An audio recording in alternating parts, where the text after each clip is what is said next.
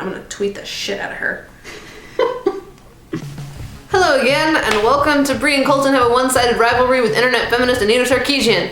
This time, we discuss her first tropes versus women video, the Manic Pixie Dream Girl. In the world according to Hollywood, men are often written as the great protectors, the heroes, the creators, and the inventors.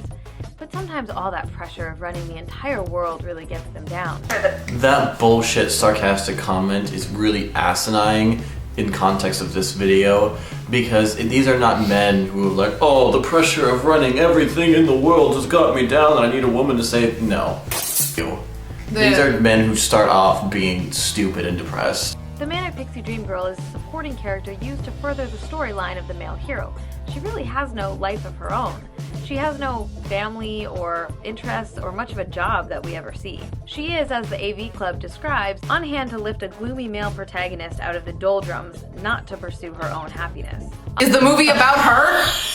No? She's a supporting character, what do you want? You might remember Zooey Deschanel in 500 Days of Summer, the non-committing love interest of the film's star, Tom Hansen. But she is committing, she just didn't want to commit to him. Just because, and she okay. Let's talk about this via 500 Days of Summer, because that seems to be the biggest, example people give for the Manic Pixie Dream Girl. But here's the thing.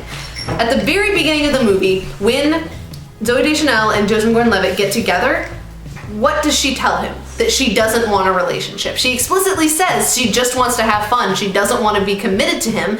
That's not what she wants out of this. She doesn't want a monogamous relationship. She doesn't want a relationship at all. How is that a bad thing?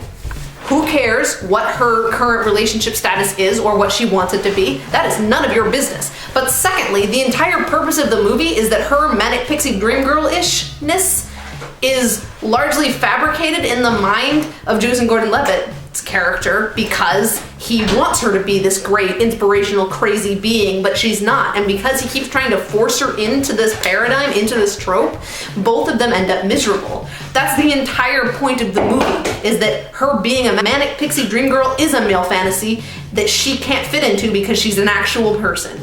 By the end of the movie, she is committed to someone because that person probably doesn't put her into a box.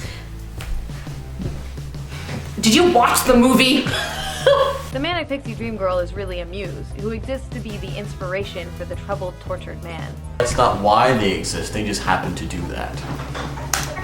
The only reason that these women are this bubbly is as contrast, because that's how they deal with problems. These Manic Pixie Dream Girls deal with their problem by being funny and cute and uplifting. The point is that this is how people deal with problems. There's sort of the two extremes. It's they get really depressed or they get really sort of manic.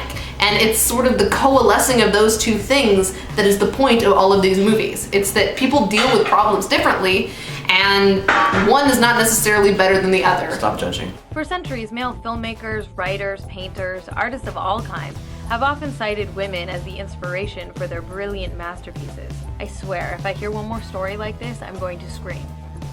Or puke. Or both.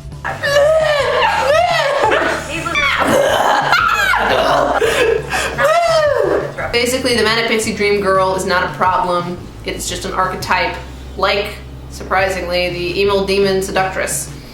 Archetypes are not inherently anti-feminist, they're just types of characters. And in the context of most of the stories that you talk about, the Manic Pixie Dream Girls aren't even that manic or pixie or dream girl-like.